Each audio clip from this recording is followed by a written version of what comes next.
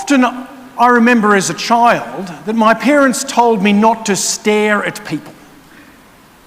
But here we have John in our gospel telling us about two different people who were staring, who looked hard at another person. First of all, we have John the Baptist. He's there, he sees Jesus going, and he's looking hard, he's staring at him. And he tells his disciples, there is the Lamb of God. And then we have at the very end of our gospel, Jesus becomes the one who looks hard. He stares at Peter. He looks intensely at him, and he said, you're not to be called Simon anymore, you're going to be called Cephas, or Peter, which means rock.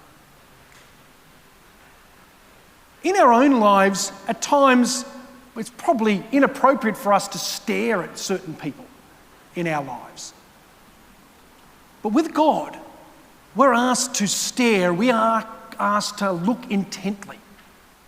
As Catholics, when we come to Mass, we're called to look firstly intently at the Scriptures, to love the Scriptures and try to discover what's in the Scriptures, what's speaking to us from the Scriptures.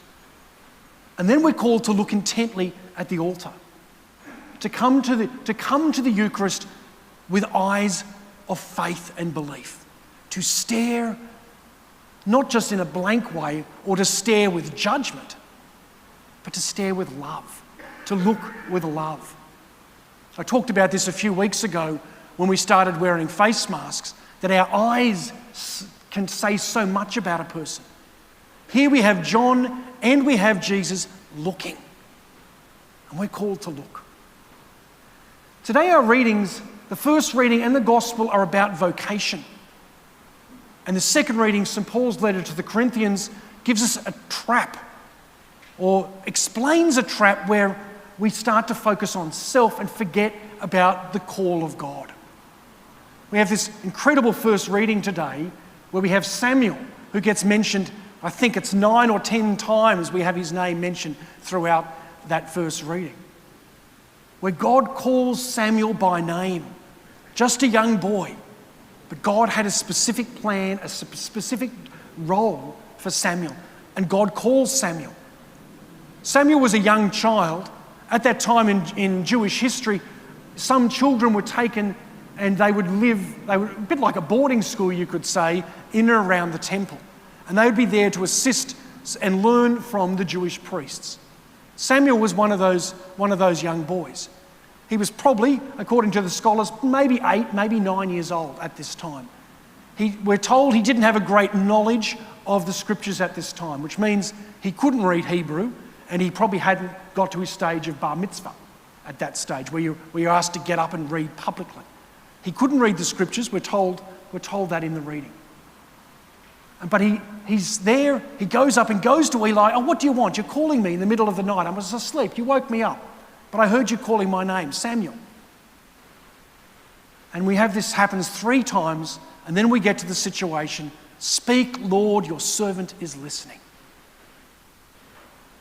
The gospel talks about looking and seeing intently.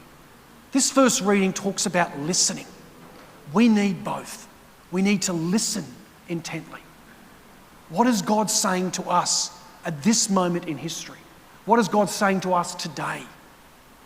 What is God saying to each of us? One of the very interesting things is that God doesn't necessarily pick the most learned or the most educated in the world to be his servants. He picks Samuel in this first reading, a young child, not very well educated at that stage, but God picks him to become a great leader and a great servant. And the same is true in our world today. God doesn't necessarily pick the most intelligent or the most wise in the world, or the most educated or the most aged. He sometimes picks young people to be the witnesses of his life. There are young people who are watching our live stream today in Texas, just outside of Houston. God is calling each of the people, the young people who are watching today, but all of us, to be his servants. We're called to listen to what God is asking us to do. Often our world tells us to think about what do I want? and do whatever makes you feel happy.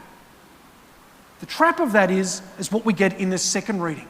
So Paul to the Corinthians saying that when you focus just on what makes you feel good, and he talks in the first reading about sexual sins, when it's just about making yourself feel good and not about listening and doing God's will, your whole life can become about self and not about genuine and honest service. And sometimes we can even we can focus so much on self or focus so much on one particular thing that things sometimes get out of hand as well. And we've seen this even over the last few weeks. Sometimes we're told, oh, we should be people of truth, or we should be people of justice. But if we take one element of truth and we take it to an extreme, then we're going to get into trouble. We're going to get into a tragedy.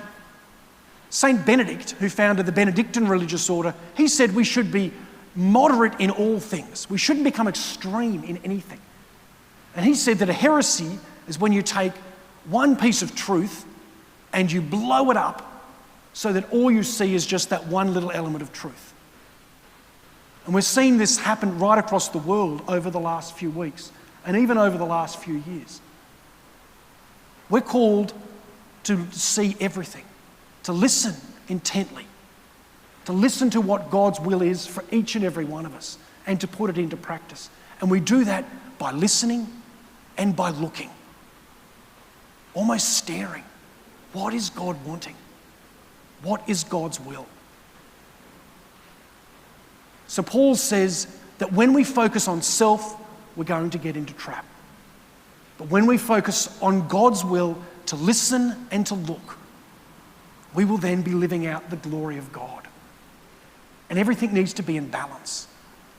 So let's today, as we go into our Eucharistic prayer, let us listen intently to the words of the Eucharistic prayer and the words of the Scriptures. Let us look with faith, with love. Let us receive Christ into our hearts and then go out into the world like Samuel and like Peter, who became disciples. Samuel became a great prophet in the Old Testament, and we know the story of Peter, the great leader, the first pope. Let us become people who listen, but also people who look intently to Jesus Christ for our guidance to live not just what I want or what you want, but let us live for the glory of God.